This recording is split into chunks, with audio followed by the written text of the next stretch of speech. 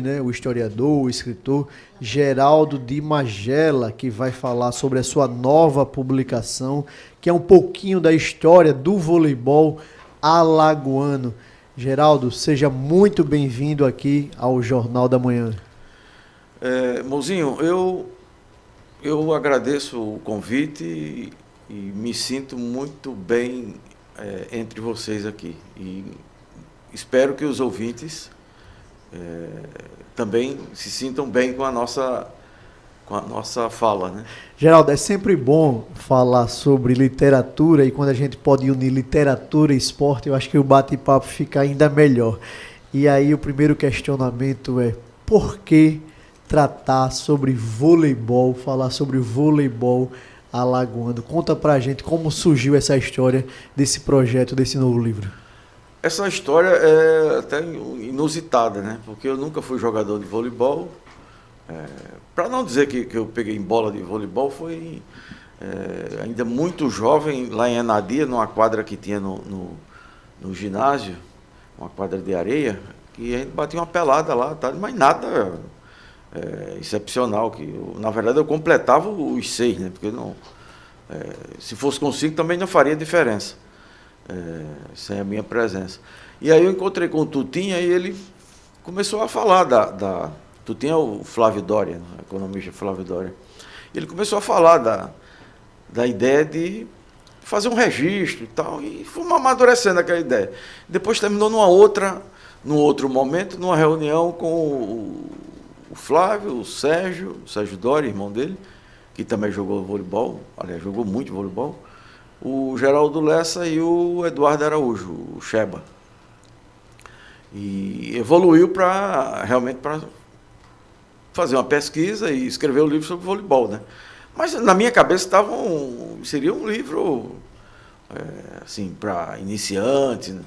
Mas quando eu entrevistei o Toroca, aí abriu um cenário impressionante pela memória do Toroca, né? Saudoso Toroca, que foi presidente da Confederação Brasileira de Voleibol. E não é impossível falar de voleibol em Alagoas sem falar do Toroca, né? Sobre o Toroca, né? A participação dele. E quando ele, na primeira entrevista, que foi uma hora e meia mais ou menos, a quantidade de informações que ele passou, não, agora... Aí comecei a tirar do papel aquela entrevista e vi que ali tinha um caminho imenso para se pesquisar.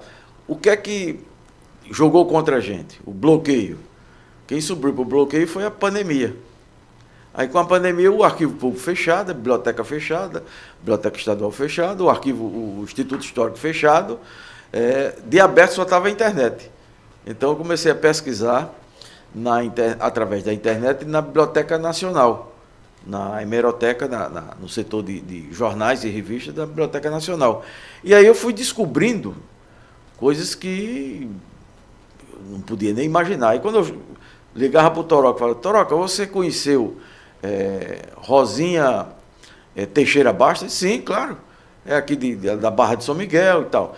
A Rosinha, Rosa Maria Teixeira Bastos, é filha de um ex-prefeito de Maceió dos anos 20, 27, 28, que também foi deputado estadual aqui, o Hernande Teixeira Bastos. E ela jogou no Flamengo durante décadas, mais de 14, 15 anos no Flamengo, e é a primeira alagoana a conquistar a medalha de ouro nos Jogos Pan-Americanos, nos Jogos Sul-Americanos primeiro, em 1951, pela seleção brasileira, e em 59, pelos Jogos Pan-Americanos. E ganhou mundo de campeonatos no Rio de Janeiro pelo Flamengo. Ela jogou a vida inteira no Flamengo. E, em seguida, o Tutinha falou da tia dele que jogou voleibol e tal. Eu encontrei bastante informações, alguma coisa que ele me passou, mas nos jornais do Rio de Janeiro, sobre Iracema Uchoa, que jogou e foi campeã pelo Botafogo.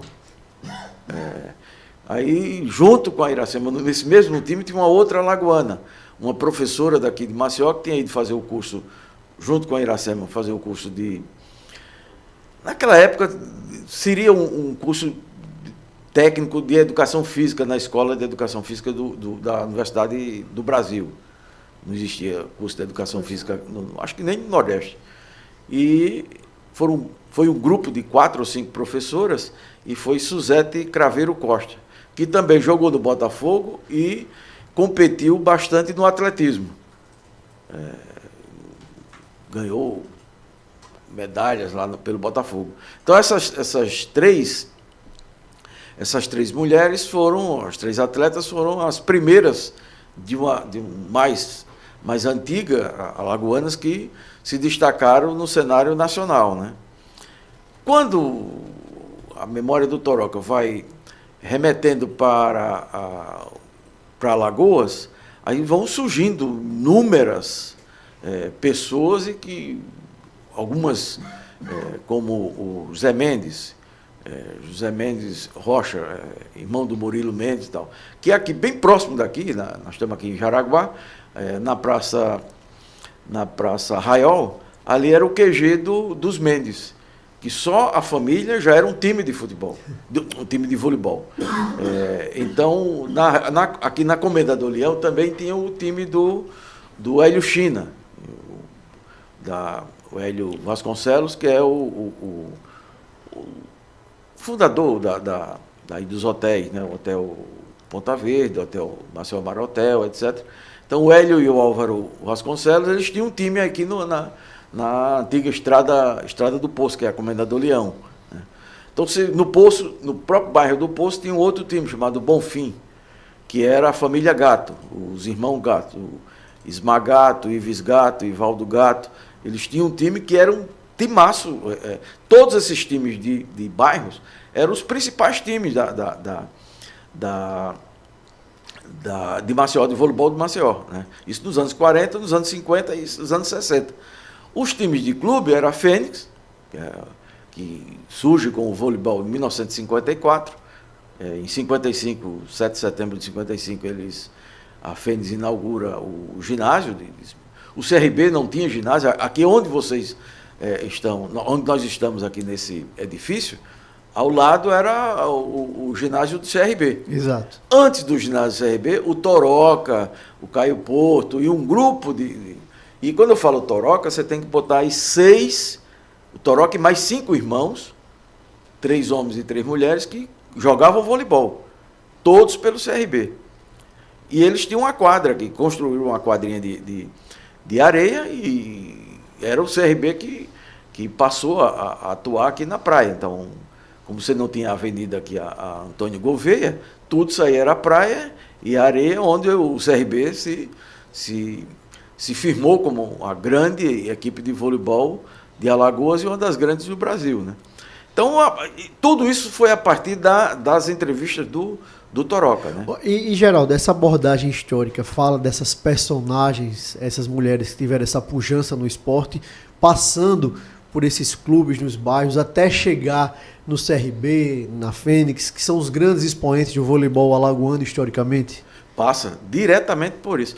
Antes até, porque a primeira referência de voleibol no Brasil, tem uma tese de doutorado de um professor da Unicamp, que ele na tese havia uma dúvida se o voleibol iniciou no Brasil. Não havia dúvida quanto ao estado, que foi Pernambuco. Havia dúvida se era Pernambuco ou São Paulo. Não, a dúvida, se tivesse assertiva, tivesse certa em Pernambuco, seria no Colégio Marista ou na Associação Cristã de Moços. Ela foi em Pernambuco. São Paulo, essa hipótese de São Paulo foi descartada. E eu creio que foi descartada por mim, a partir da documentação que um ex-jogador e ainda uma figura bastante destacada do voleibol nacional, que morou aqui e trabalhou na Fênix como treinador da Fênix, o Josenildo de Carvalho, ele tem a documentação e me mandou a documentação através do Geraldo Lessa, mostrando a ata onde foi fundado o voleibol no Brasil. Foi exatamente no dia 15 de novembro de 1911. em Pernambuco, na Rua da Aurora, número 40A. E essa documentação está na Biblioteca Nacional, né? Então, essa é a documentação definitiva, tanto é que o centenário da chegada do voleibol no Brasil foi comemorado e tem uma placa lá na Rua da Aurora, no Recife, comemorativa ao centenário da entrada do voleibol no Brasil. Ô, Geraldo, por estarmos tão perto, Alagoas e Pernambuco, esse teria sido uma das motivações para a gente sofrer tamanha influência dessa questão do voleibol aqui, ou não tem uma correlação específica? Eu acho que não tem, não. Porque aí o que é que acontece? O voleibol, a referência que eu cheguei, ao máximo, a distância que eu cheguei do voleibol aqui, são os documentos publicados pela Secretaria, que na época o nome não era Secretaria de Educação, mas era o equivalente no governo do governador Álvaro Paes, em 1928, que é publicado no Diário Oficial, as regras dos esportes para a escola pública. E está lá o voleibol. Geraldo, falando em regras, em diferenciação, como o voleibol alagoano se diferencia de outras regiões em termos de estilo de jogo, tradições ou cultura esportiva? Existe essa diferenciação? Há uma diferença que no livro vários atletas masculinos e femininos pontuaram, né? Eles pontuaram da seguinte maneira: como o voleibol praticado nos anos 50, 60 e até meados dos anos 70, quem tinha 1,70 m, ou seja, a minha altura, era alto até, né? No Rio, São Paulo, no Sudeste, já era baixinho, já não dava. O sarrafo já tinha passado desse limite. No entanto, o Toroca conseguiu, diferentemente dos outros estados nordestinos e do norte, que você tinha mais ou menos uma correlação, diferenciar pela tática. O Toroca armava um time que era super defensivo, porque ele não tinha como competir no corte, no bloqueio e tal. Então, era um time que se esmerava na defesa. Eram quase que 6 líberos, Geraldo. Exatamente. Então, essa característica e a capacidade que todos os atletas que eu entrevistei falam da capacidade do Toroca fazer a leitura de quadra, né? Ele tinha essa capacidade que a Fátima Pinto disse que ele até de costa ele fazia a leitura do adversário e pontuava onde o adversário ia atacar. Então, o que diferencia, no meu entendimento, é a capacidade que o Toroca tinha de armar o time. Geraldo, nesse seu processo de pesquisa, né, buscando fontes, fazendo essas entrevistas, o que você pode observar da evolução do esporte ao longo dos anos, chegando até aqui? Quais foram as mudanças? Como é que o voleibol está hoje aqui no estado? Como é que ele se encontra em termos de financiamento mesmo, de desenvolvimento dos próprios times? Como é que foi essa evolução do esporte ao longo dos anos? Como aqui nós estamos, são 3 homens e 2 mulheres, esse livro, todos os depoimentos das mulheres tem uma palavra-chave: casamento. Todas as atletas, sem exceção, quando estavam no auge da sua atividade, e aos 18, 19, 20, 22 anos, um pouco mais, um pouco menos, ou concluía o curso universitário, ou concluíam para casar, ou casavam e entravam na universidade. E aí o voleibol perdia um atleta. Exatamente porque eram todas amadoras. Todas. Amador no mais sentido, sentido amplo da palavra. E aí é onde entra o papel do Toroca.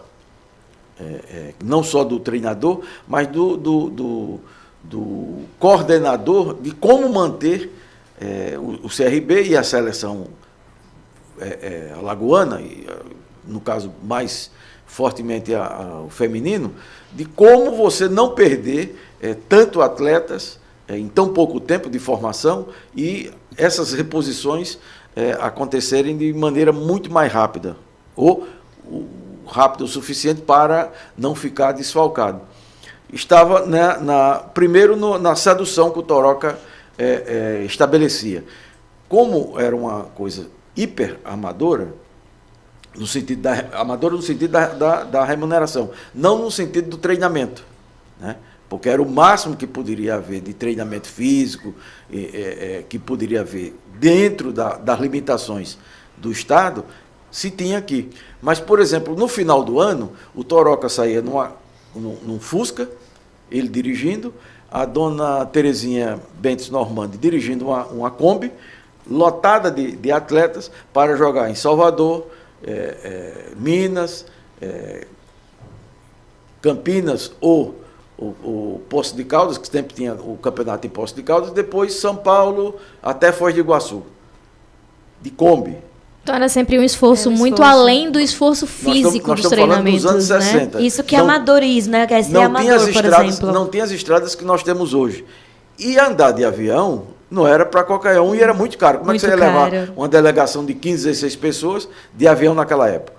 Então, isso era um fator impressionante de atração, pelo menos foi a conclusão que eu cheguei diante dos depoimentos, que as viagens eram, claro, o esporte era o atrativo, mas em viajar, mesmo nessas condições tão precárias, era um atrativo impressionante. Depois você tinha uma outra jornada, que era Maceió, Recife, aí saía subindo capitais, até Manaus. Todos os anos aconteciam isso. Essas duas viagens, essas duas turnês do CRB ou da Seleção Alagoana, acontecia. E quem comandava isso era o Toroca. Então, havia um ponto de atração entre o CRB e a Fênix revelou muitos jogadores, homens e mulheres, que foram atraídos para o CRB. Então, diferentemente do futebol, o clássico do voleibol não era CSA e CRB. Sempre, durante décadas e décadas, CRB e Fênix, ou Fênix e CRB. O CSA entra aí de 64 a 69, um período muito curto, que aí o próprio Toroca disse que o CSA montou um super time, mas só nesse curto período. Daí em diante continuou o voleibol do CSA, mas nada de tanta relevância, né? De relevância para competir com esses dois, né? Aí você tinha o tênis, você tinha o Alagoinhas, você tinha os times de clube. E os times de bairro, né? Porque eles continuaram, né? Geraldo, quero agradecer mais uma vez a sua presença aqui no Jornal da Manhã. É tão bom a gente falar de esporte, de literatura, de história. E deixar espaço, tudo, né, no livro do Geraldo. Natália? E deixar um espaço aqui, Geraldo, para você fazer esse convite público para a sociedade maceiense, alagoana, do lançamento do livro A História do Voleibol Alagoano, escrito pelo historiador Geraldo de Magela. Conta aí onde vai ser o local, o horário do lançamento dessa publicação. O lançamento será no dia 11, no próximo sábado, né? Lá no Filé do Zezé, ali na rua Carlos Nogueira, em Jatiuca. A partir das 14 horas nós estaremos lá batendo bola. Obrigado, Geraldo. Mais uma vez, muito obrigado pela sua participação aqui no Jornal da Manhã. E vamos estar lá conferindo, prestigiando, né, essa super publicação, A História do Voleibol Alagoano. Nicole Melo, Natália Barros, Cláudio Stone, muito obrigado a todos vocês. O nosso querido Geraldo nas ruas de Maceió, com Maílson Franklin. E até amanhã, se Deus quiser. Tchau, tchau, ouvinte. Até amanhã.